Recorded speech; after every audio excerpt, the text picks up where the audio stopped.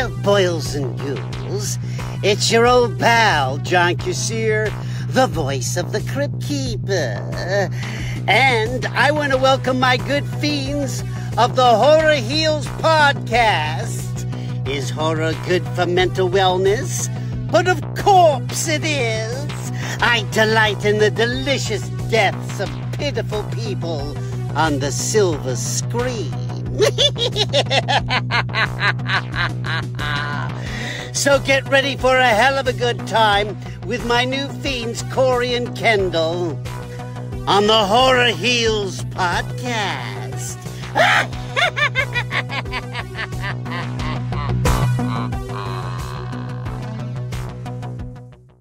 Hello and welcome back to the Horror Heals podcast. Today we're thrilled to have Dr. Coltan Scrivner with us. Coltan is a leading expert in the science of horror, true crime, and morbid curiosity. He's also a behavioral scientist whose fascinating work bridges psychology, evolution, and our collective obsession with the macabre. Coltan is a researcher at the Recreational Fear Lab in Denmark. You might remember a couple of episodes earlier this year about the Recreational Fear Lab. And he also does research at Arizona State University. We're looking forward to Coltan's upcoming book, Morbidly Curious. A scientist explains why we can't look away. The very prolific Coltan is also the creator of horror experiences like the Eureka Springs Zombie Crawl and the Nightmare in the Ozarks Film Festival. Oh, and if you're wondering about how morbid your curiosity might be, you can take the Morbid Curiosity test on Coltan's website. Hey, Coltan, welcome to Horror Heals. Hey, thank you for having me on. Absolutely. Now, before we get into your professional work, I'd like to talk a little bit about these coincidences happening with every interview that we do. Kendall is actually from Arkansas. I am. Born and raised. And I know that you've done some producing work with some horror-related stuff in Arkansas. Actually, I live in Arkansas, so I live in Eureka Springs in northwest Arkansas. I love that area. I'm from the ugly side. I shouldn't say that out loud. I always joke with people and say, if you took Arkansas and split it straight down the middle vertically, then the western side is beautiful and the eastern side is where I'm from. My hometown is Blytheville, which is immediately under the boot heel of Missouri. It's just cotton fields as far as you can see, and not lovely. I remember always loving going to the western side. In fact, my dad and stepmother had their honeymoon in Eureka Springs, which was lovely. And I've been there many times. I don't know if Corey's ever been, actually. I don't think I have, but when I did see Kendall's hometown, I said, oh, okay, this is something. But we met up with his best friend and his husband in Hot Springs, and we had an amazing time in Hot Springs. I mean, we went to one of the still existing bathhouses and did the whole traditional bathhouse thing, and it was cool. It was fun. The Ouachitas are really beautiful. Yes. Can you talk about your horror-related projects in Arkansas? I live in Eureka Springs and organize the annual Zombie Crawl here, which is probably the biggest festival that they have each year, and is one of, as far as I can tell, one of the largest zombie gatherings in the U.S. Each year, the Saturday before Halloween, thousands of people come to town from all over the U.S., dressed up as zombies and kind of parade through the streets, and we have bands and other kinds of activities and the parade and after parties. So yeah, I do that. I also organize a new horror film festival called Nightmare in the Ozarks. So it's a indie film festival where people submit their shorts or features, and we screen them over the course of 3 days in the city auditorium here.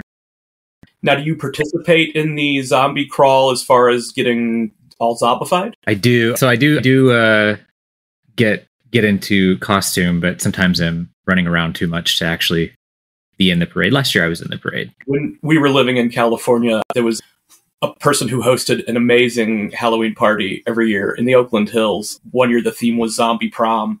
We will post a very scary picture of me because I don't do drag and I should never do drag. I was in zombie drags. It was fun.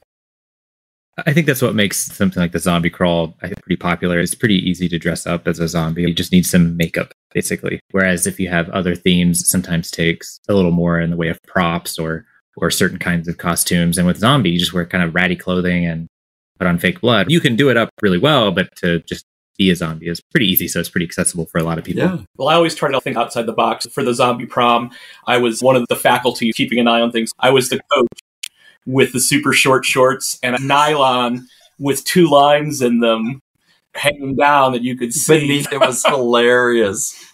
Good time was had by all. Yeah.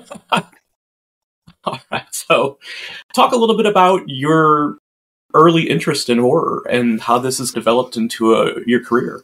Yeah. I mean, I've been a horror fan since I was a kid, but, throughout college or even beginning of graduate school, I didn't have a plan to study horror in any kind of way. I was in grad school and just interested broadly in human behavior, and at one point became interested in this fact that people have enjoyed violence as a form of entertainment across cultures and across time. So if you look at, the classic example would be like the Colosseum in Rome, right? I mean, it was built for a lot of things, but largely for violent entertainment, and was, the biggest structure that anyone in that part of the world had ever seen. And it was built specifically for this thing. In almost every other instance in human life, we say that violence is not okay, but then there are very circumscribed instances where it's not only okay, but entertaining to watch it. I was interested in how people made those decisions and why they found it entertaining in certain situations. And then I started studying that, and around 6 months later, it's kind of the same with fear, right? People kind of are interested in fear in certain circumscribed situations, but in every other aspect of their life, they try to avoid it. So why would that be? And over time, that kind of morphed into me studying what I've called morbid curiosity, which many people colloquially are familiar with, right? Just kind of this interest in something that's bad or that you don't really want to hear about, but you feel like you should hear about it. And I've kind of taken that and tried to give it a more academic definition and boundary so that it can be studied more rigorously. Included in that, of course, is an interest in horror films and why people like those and how it might help them. So when you heard about the theme of this podcast, what did you think? Is this something that you've seen widespread that, is helpful for people? Yeah. When I first started studying this, I wasn't even thinking about like horror might be able to help people. Maybe that's why it's popular. That just wasn't part of my thought process. But as I started looking into it, what I started finding was that there wasn't a lot of research on it at all, on horror, the psychology of horror generally, when I started. There were a lot of people writing op-eds for newspapers or magazine articles or Reddit threads or whatever, where they would talk about how horror helped them get through, a difficult time in their life. For example, people might say, does anyone else feel compelled to watch horror movies when they're feeling anxious? And as a researcher, I was like, oh, that's really interesting, right? Why would you watch something that makes you anxious when you're feeling anxious? I saw a lot of it out in the world, but I didn't see hardly any of it in the academic literature. Do you relate to that? Is horror helpful for your mental health? I don't think I've ever been in a situation where I've needed that. So it's hard for me to say, right? I could speculate maybe if it would be or wouldn't be, but I don't think I've been fortunate to not be in a situation where I feel like I've needed something to do that. So I'm not sure about for me personally, but again, I've seen it so many other people I know and people I don't know, and now people that I've studied as part of projects. I would feel pretty confident that at least for some subset of people, it does seem to help. And I don't know if it's because those people have kind of, because of who they are, they're able to be helped by it, or if it's because they've sort of learned how to use that as a way to grapple with the feelings. Part of what I'm studying moving forward is how can we make this more, is this something that only works for some people or does it work for a lot of people? And when it comes to treatments in general, and that's true of not just psychological treatment, but even medical treatments. Some treatments work better for some people for some reason. There are very few things that work universally or to the same degree on everyone. It's probably the same with horror and helping people with difficult emotions, but it does seem to be something that a pretty large subset of people find useful. Through your studies, have you found some commonalities among people? Who are horror fans or use horror to help their mental wellness? As a caveat, there haven't been a lot of studies on this, right? I think I'm one of the few people who have, but even with myself, there haven't been many. From what I can tell, it seems to be people who are a bit more anxious, I would say, like as a trait, as a just baseline level, their anxiety is just a little bit higher than average. Sometimes they have more difficult upbringings. That's just from what I can tell from responses. I haven't actually analyzed that on a quantitative level, right? But as a qualitative, sort of just reading responses from people in some of the studies, that seems to be the case. Maybe a little misunderstood. But yeah, surprisingly, there doesn't seem to be a very specific type of person, right? They kind of come from all walks of life, you know, male or female or educated or uneducated. There's like kind of a mixed bag of people. They have some similar experiences, maybe slightly elevated anxiety or difficulties in childhood. But as far as who they are, it seems to be a pretty broad spectrum. So because this isn't a very studied topic, did you get some weird feedback from peers and that sort of thing when you... Yeah. So there are two responses to it. One of them is one of them is kind of a response where it's like, oh, I've always wondered this, because they themselves, you know, have experienced that, or they know someone who has. And the other one is just a what? What you're studying what? That's usually the two, you know, responses that I get. Surprisingly, even though it's not very studied and sounds paradoxical in some ways, right? Or at least it goes against the grain a little bit. In the 80s, there were a lot of studies about horror. And by a lot, I mean like 5 or 6. The only studies that existed about horror were about slasher films, because that's kind of when slasher films came out.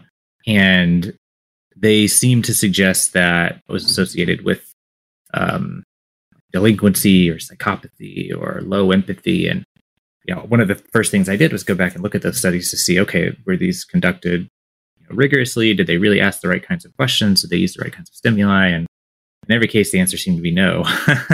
So, for example, one of the classic studies was they showed people clips of horror films and then measured how empathetic these people were, like as a trait, right? Kind of what's your baseline level of empathy. And they found that people who said they enjoyed those clips were more likely to be low in empathy. And I thought, okay, that's kind of interesting. Let me dig through this and see what they used. Well, it turns out they used basically just like kill scenes in slasher movies. And so you show someone like a 10-second kill scene and you say, how much did you enjoy it? That's not really measuring how much you enjoy horror as a genre. It might be measuring sadism a little bit, which probably is associated with low empathy, right? It's kind of, you know, I think the analogy that I give in one of my, I don't know if it was a blog post or an academic article or maybe both, was, you know, if you showed people a breakup scene from a rom-com and said, how much did you enjoy that? That's not really measuring how much they like rom-coms, right? It's measuring how much they find it entertaining when people break up in a sad scene, right?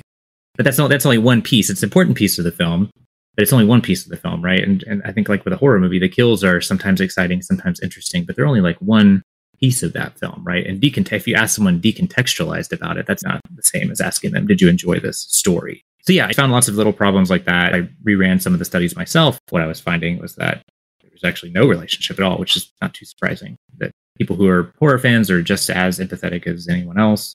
If anything, they seem to be a little bit higher in something called perspective taking. Perspective taking is your ability to take the perspective of another person. And that actually makes a lot of sense, right? Because, you know, the reason when you watch a scary movie, the reason that it's scary is because you're taking the perspective of the protagonist. So if you have low levels of empathetic perspective taking, you wouldn't be able to take the perspective of the protagonist, which means you wouldn't find the film enjoyable or scary or anything. So it makes a lot of sense that people who watch a lot of horror movies actually are pretty good at taking the perspective of someone. Absolutely. And I think the interesting thing about horror fans is that they're taking the perspective of both the protagonist and the antagonist. You can be rooting for Freddy Krueger to do some awesome kills throughout, but then you are also rooting for Nancy to defeat him. Right. Yeah, I think they're more flexible in their perspective taking. We know that you do the events in Arkansas, but how deep into the horror community do you get? Do you attend horror conventions? Yeah, sometimes. And I've given talks at horror film festivals on this topic, right? On what makes, I've given talks on what makes a good horror villain, like what psychologically makes a horror villain really good, or how could you build one? You know, like what features would you need? I've given talks on mental health and horror and about how there are different kinds of horror fans. There's kind of these adrenaline junkies who get the rush out of it. There's people who we call white knucklers who sort of feel like they're overcoming fears when they're doing it. And then there's a third category that we've called dark copers, which is maybe more similar to what you guys are interested in, people who use horror as a way to work through difficult emotions or difficult times in their life. Yeah, I've given some talks at those things. I do some producing as well for TV shows, working with people. I'm enmeshed in different areas, finishing up a book on the psychology of horror. So a little bit in the literary world, in the film and media world, and event production. So what I've noticed, and I'm a horror convention junkie, as you said, there's different types of fans, but I think pretty much across the board, what I've felt is a really strong sense of community and acceptance. Why do you think that is among horror fans? Well, it's interesting that there are even horror conventions, right? Because what other genre? I mean, you have Comic-Con, but Comic-Con is really kind of a broad, I mean, it encompasses everything from comedy to superhero movies to Disney. Like, it's very broad. There's really not another genre that has festivals, right? There's no romance, not really any romance festivals. There aren't comedy specific festivals. There aren't action festivals, really. There's some, like, you can go to a Star Wars convention, like a very specific film series, right? But you don't have like these genre wide, especially one that's as broad as horror, right? You have everything from mystery thrillers to hacking slashers, right? You have a really broad spectrum of types of movies. To me, it's really interesting that there even is, or even are, horror conventions, and there are a lot of them, and they're usually well attended and long running, you know? I think one reason for that is that, you know, there's a bit of a taboo against people who are interested in horror, interested in kind of the macabre, or interested in dark things, right? And it's mostly just misunderstandings. If I don't enjoy that, I understand why it would be hard to understand someone who likes watching Friday the 13th films. You know, there's nothing wrong with them. But if I didn't like them, I could understand, like, okay, I can kind of see, like, that's a little weird that you really enjoy this, right? So I think there's a bit of an isolating aspect to that, like just a little one, right? But then you get all these people together who have all felt that social taboo or social isolation a little bit. You get them together and then they have common interests and they like the same kinds of films and they can finally talk to someone about it and not feel like they're being, you know, looked down upon or judged for that. And I think that creates a sense of community. Corey hates it when I say this, but Nightmare on Elm Street is ridiculous and silly. And that's its allure for me. I just think it's funny. And I think it's well produced. I like some of the crazy cinematography. I come at it a little bit more from an artistic. So it's, yeah. So I feel like, to both of your points, there are lots of different reasons that people watch.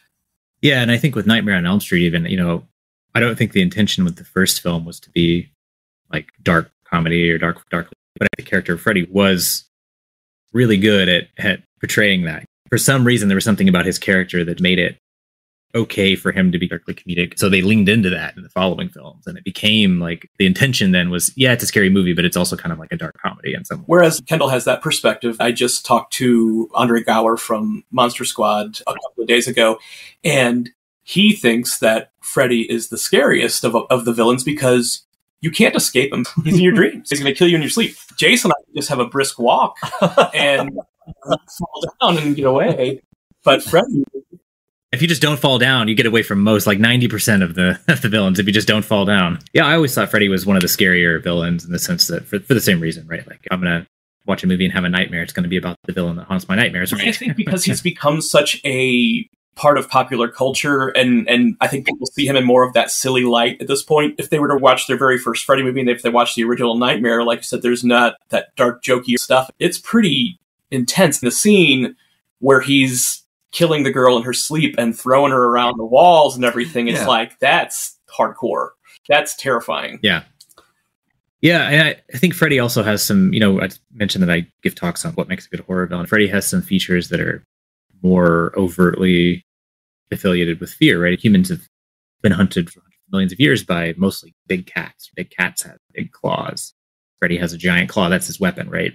And you see that sort of, and even Wes Craven mentioned in an interview one time that was his inspiration, which is not surprising. He said, I wanted something that tapped into the primal fears of all people in all places. And so I thought, well, the big claw, I think he said a saber-toothed cat or something, but basically a big claw from a big cat, right? And transpose that onto the human hand. And he's got some other things, like he has a burned face, which humans don't have an innate fear of burns, but we do have an aversion to disease and cues of disease. And Freddy's burned face actually looks a lot like a disease face.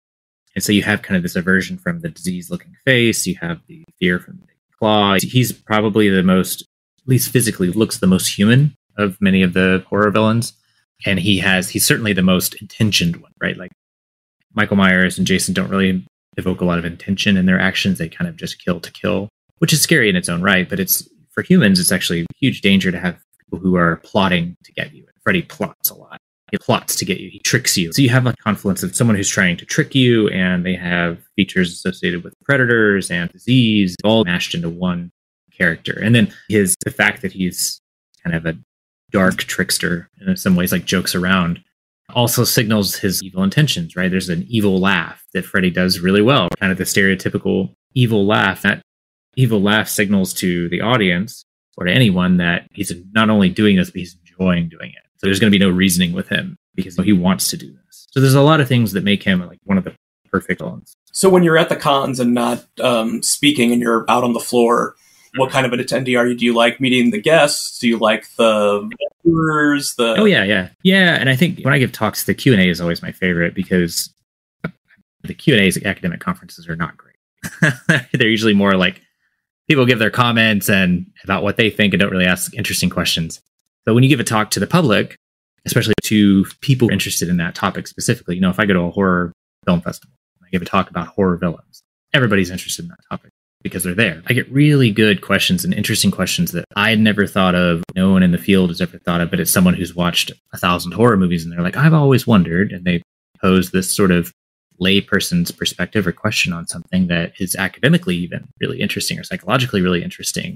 So I always love the Q&As, whether that's like an official Q&A like while I'm on stage or if it's just afterwards chatting with people. I think just being in the environment, because I would say, naturally I'm a little bit shy person. Like if I were at a party, I'm not going to be the guy that walks up to the circle of 6 people and pops in and be like, hi, I'm Corey. So what, my thing is that I wear super flashy suits to the horror cons. And so people are talking to me. I'm not having to break the ice, but I also really like when they do the costume contest really well. And there was one a couple of years ago that one of the categories was like sexiest, and literally nobody signed up for that. I looked at the MC and he locked eyes with me. I just got up on stage and shook my booty, and there you go. I wouldn't do that at an academic conference. Yeah. Yeah, I always like public talks a lot more. I mean, I enjoy giving academic talks too, but it's just a different purpose, and I get something different out of it, right? Whereas public talks are just more fun for me. They're more fun for the audience. And usually, surprisingly, I think I actually learn more from the Q&As at public talks than at academic ones. You mentioned there's a ton of subgenres within the horror movie genre. Are there subgenres that you find yourself more drawn to? I think it depends a little bit. I love a really good zombie movie. Zombies also, I think, are in some ways like the perfect horror monster because they tap into a lot of different kinds of fears that humans have. You have the fear of being preyed upon, which is zombies are there to eat you, prey upon you. You have disease because zombies are carrying a disease, and if they bite you, scratch you, you get the disease, and it's fatal. They have the intentions of someone who wants to injure or hurt you. You have bodily injuries like gashes or cuts. So you have a lot of these things that convey fear. I love a good zombie movie. I love a really good slasher sometimes. It depends what I'm feeling, but those are usually good dudes. Yeah, and with The Walking Dead coming out, we were hit with a barrage of zombie movies, but I think there are some really good ones and even some shows that came out of it. What was the show that you liked? In the Flesh. Yeah. Have you seen that one? British. Is that where they gave them like oh no, I think it's called The Cure, where they find a cure and people come back and they have these horrible nightmares about what they did when they were zombies. Is that the same? Is that the same? Back into society after they give them special contacts to wear, and I think they wear makeup because they're still very, pallow, and yeah, it's In the Flesh. I don't know if I've seen that one. It's really well done. I love anything British or Irish. So you're excited for the new 28 Years Later, right? I wrote a really long essay years ago about running versus slow zombies. The ultimate divide between zombie fans, right? Love a good zombie flick. I mean, we watched the original Night of the Living Dead. Yeah, we watched that at least once a year, and for sure. Romero was just incredible. Yeah, I think I like apocalyptic films. Zombies are a great medium or vehicle through which you can explore an apocalyptic world. I like them partly because of that, right? Like you get to see what happens when it's break down, right? And then on top of that, there's these flesh-eating creatures coming after you. A question that we ask every guest on the show is, who is your favorite final person? We like to be all-inclusive here, so... They don't need to be female. I think if she's considered a final girl, Alice from Resident Evil. she's not a traditional final girl because she's strong, but she is in the sense that she was meant to die. She lasts through all the movies. And I think the reason I like Alice so much is because my intro into horror was with the Resident Evil games. Even though Alice was not in the Resident Evil games, at least not in the first few, I think I like that world a lot. So having someone who travels through that universe is fun for me. I think I like her. She's cool. Well, that's our first Alice so far. Yeah. So we've had a couple of Laurie Strodes, and mine is Nancy's my go-to. Corey you know, loves Nancy. yeah, I could love Nancy. Yeah, I don't think I've seen many final girls that I like didn't like. Right, but they're all meant to be like the character that you're rooting for. They're all meant to be someone that you like. I don't know if Alice counts as a final girl, but I would say that if she does, that would be mine. I think she does for sure. Awesome. Well, you're doing some really interesting, remarkable work, Colton, and keep working in all the different facets. It's important. We try to be multifaceted over here as well. And, I think that's one of the things I found too. A lot of the research I had done, I don't want to say it vindicated people because that's not the purpose either. I was interested in the truth. What is the relationship between horror and psychology? And health? It happens to be that it's not only not bad for you, but in some cases good for you. And I think a lot of horror fans, when they read that, the response has been kind of like a relief because for so long, there was just an assumption, an unfounded assumption that it's bad for you if you enjoy horror movies. And now finally, there's kind of this line of research suggesting that not bad for you. And in some cases could be. Yeah, absolutely. I mean, we've been organically building our Instagram following for this podcast, just been getting good feedback from people stumbling upon our posts. And we try to keep it lighthearted. They're just like, oh yeah, we need this. So that's when we decided to do a second podcast because it's a lot of work. Once we've, found this particular niche, like, okay, I think this is the winner. I think this is something that's going to reach and help people. Yeah. Well, great. I mean, it's a super cool topic. And I've noticed that over the last year or two, there have been a few different kinds of outlets that have done that, whether it's a blog or a podcast or whatever, that have kind of focused on this idea of horror being a way to deal with difficult emotions or overcome some mental health struggles. And hopefully some of the research that I do is useful to that or is maybe encouraging to those. Absolutely. You've got to keep us in the loop as to when your book is going to be ready. Hopefully next fall, but I'm aiming for next Halloween we'll see. There's a lot of variables that play into that, but aiming for next fall so that it'll be Well, I think the more that we're getting rid of the stigma of even talking about mental wellness and stuff, I mean, everybody's got a struggle. I think it just helps. And then if we can talk about openly the things that help us feel better, you just never know. Somebody might not even realize that horror could be a good thing for them. Mm-hmm. So they've just happened upon it or they've heard it from somewhere like a podcast or... Awesome. Well, thank you so much. This has been very enlightening. Colton, thank you so much for a rich and fascinating conversation. From the psychology of Freddy Krueger's claws to the role of fear in our lives, it's been enlightening to hear how horror not only terrifies, but also heals. Your work bridges so many worlds, academic, creative, and communal, and it's clear you're making an impact. We'd love to have you back in 2025 when your book launches. And remember, when someone asks, "Is horror good for my mental wellness?" you spit right back at them, "Of course it is." The Horror Heals podcast is produced and presented by How the Cow Ate the Cabbage, LLC.